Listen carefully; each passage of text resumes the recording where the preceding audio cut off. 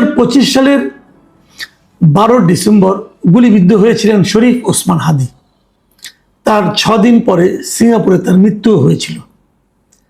সেই হাদি হত্যা রহস্যের কোনো কূল কিনারা কিন্তু এখন পর্যন্ত হয়নি। এই মামলায় অভিযুক্ত যে প্রধান আসামি ছিলেন ফয়সাল করিম মাসুদ, তার একজন সহযোগী আলমগীর হোসেন সহ ভারতে ধরাও পড়েছেন, গ্রেফতার হয়েছেন। ভারতের পুলিশের কাছে সে এখনো আছে। তাকে দেশে ফিরিয়ে আনারও কোনো অগ্রগতি হয়েছে বলে আমরা জানি না। শরীফ ওসমান হাদির হত্যা রহস্য এখনো সে বিচারে অনুদ্ঘাটিতই রয়ে গেছে। এরই মধ্যে এখন 6 মাস তো পারই হয়ে গেল। এই 6 মাস পরে এসে নতুন এক বিতর্ক তৈরি হয়েছে যে এই হত্যার সঙ্গে কারা জড়িত, কাদের মদতে এই হত্যা হয়েছে। সেই সময়ে নানা আলোচনা হয়েছে, আমরাও নানা রকম কথাবার্তা বলেছি, কিন্তু কোনো সুনির্দিষ্টভাবে কিন্তু কিছু জানা যায়নি, কোনো তৎপরতা আমরা লক্ষ্য করিনি। এখন একটা গণতান্ত্রিক সরকার এসেছে, এখন আমরা আশা করতেই পারি কিছু একটা হবে। কিন্তু এরই মধ্যে আমরা 3 ধরনের কথা কিন্তু শুনতে পাচ্ছি। বিশেষ করে আজকে তো অনেকগুলো আলোচনা হলো। যেমন ধরেন, ভারতের পক্ষ থেকে গতকাল মঙ্গলবার ভারতের পশ্চিমবঙ্গের যে ক্ষমতাচ্যুত মুখ্যমন্ত্রী মমতা বন্দ্যোপাধ্যায়, তিনি তার ক্ষমতাচ্যুত হওয়ার পর প্রথমবারের মতো একটা জনসভায় ভাষণ দিয়েছেন।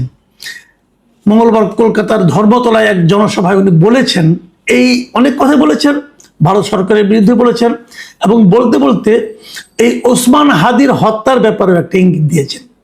তিনি বলেছেন যে বাংলাদেশ থেকে এক বড় খুনিকে তারা গ্রেপ্তার করেছিল, তাদের সরকার। তার মানে এর বোঝা যাচ্ছে মোটামুটি শরীফ ওসমান হাদির যে খুনি তার কথাই বলা হচ্ছে। এবং এইটা ওনার ভাষা বঙ্গ আপনি শুনেন, আমি বললে পরে উল্টাপাল্টা হতে পারে, হুবহু ওনার ভাষাটাই শুনেন, কারণ উনি তো এবার কথা বলেন কিন্তু ভেঙে ভেঙে, ওনার কোনো বাক্যই কিন্তু আপনি সম্পূর্ণ পাবেন না। উনি কি বলেছিলেন সেটা শুনেন। বাংলাদেশ থেকে এক বড় খুনিকে STF গ্রেপ্তার করেছিল, জেনে রাখুন। জানিয়ে বাংলাদেশে অনেক রেভলিউশন হয়েছিল। মেঘালয় দিয়ে বাংলায় চলে আসে, আমাদের STF তাকে ধরে। তারপর হোম মিনিস্টার নিজে আমাকে ফোন করে বলেছেন, এতদিন তো কই আমি বলিনি, মুখ খুলিনি, আজকে অত্যাচারের শেষ সীমায় গেছেন বলে আমি এখনো নামটা বলছি না ভদ্রতা করে। বাংলাদেশের লোক উত্তাল হয়ে যাবে, আমি সেটা চাই না, আমি দেশকে ভালোবাসি। তার মানে ওনাকে হোম মিনিস্টার কিছু একটা বলেছিলেন। কি বলেছিলেন সেটা কিন্তু আপনি একটু পরে আবার বলেছিলেন। হোম মিনিস্টার কি বললেন, তো হিন্দিতে বলছেন, আপ থোড়া আপকে বেঙ্গল पुलिस को बोल दो ये बात बाहर नहीं कहने के लिए, ये देश के लिए है।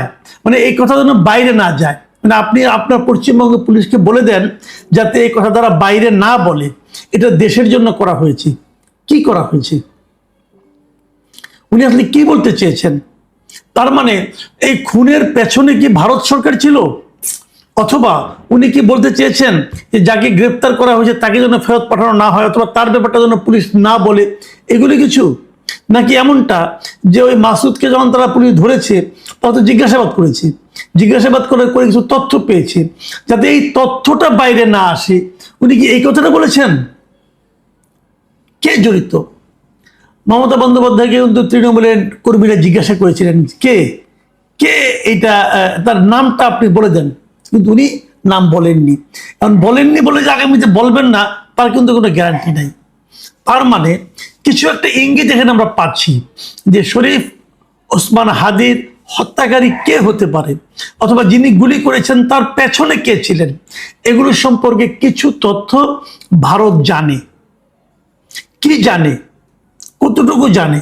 ঠিক আছে, মমতা বন্দ্যোপাধ্যায় হয়তো বলছেন না, অথবা রাজনৈতিক কারণে বলছেন না, কিন্তু আমাদের সরকারের পক্ষ থেকে তো একটা ব্যাপারটা নিয়ে সুরাহার জন্য তাদের কাছে জানতে চাইতেই পারে। চাওয়ার পর কি হবে, কি তথ্য তারা পাবে, এগুলো কিন্তু আলোচনার প্রয়োজন আমি মনে করি। কেন বললাম কথাটা, দেখেন এরই মধ্যে এই কথার উপর ভিত্তি করে কিনা জানি না, এরই মধ্যে দেখলাম আজকে নাসিরউদ্দিন পাটোয়ারি উনি কিন্তু যশোর গিয়েছেন। যশোর যে নাসিরউদ্দিন পাটোয়ারি কিন্তু বলেছেন উনি ভারতকে খুনি রাষ্ট্র হিসেবে অভিহিত করেছেন এবং তিনি বলেছেন যে কিভাবে খুনিরা সীমান্ত পেরিয়ে বাংলাদেশ থেকে পালিয়ে যেতে সক্ষম হয়, উনি এই প্রশ্নটা করেছেন। এরকম আলোচনা কিন্তু সামনের দিনে আরো অনেকে করতে থাকবেন।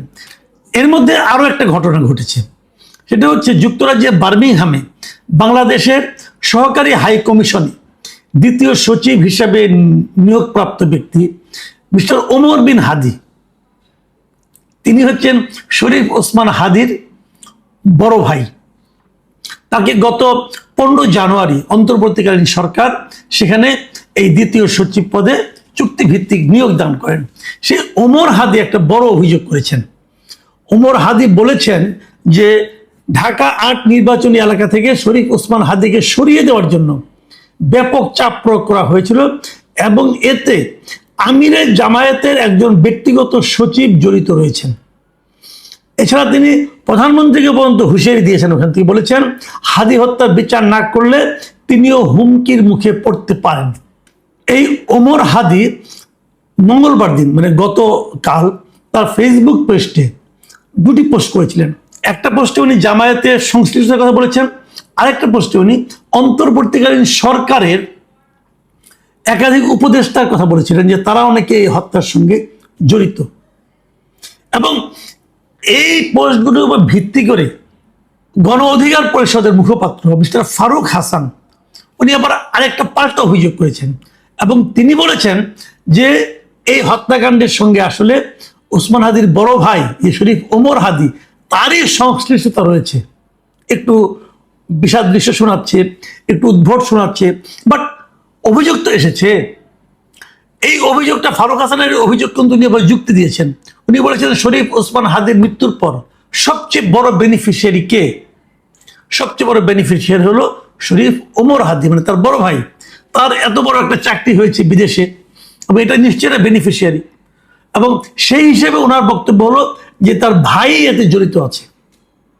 এখন এটুকুর উপর ভিত্তি করে দেখেন ফারুক হাসান কিন্তু কোনো সাধারণ ব্যক্তি না, উনি একটা পলিটিক্যাল পার্টির মুখপাত্র।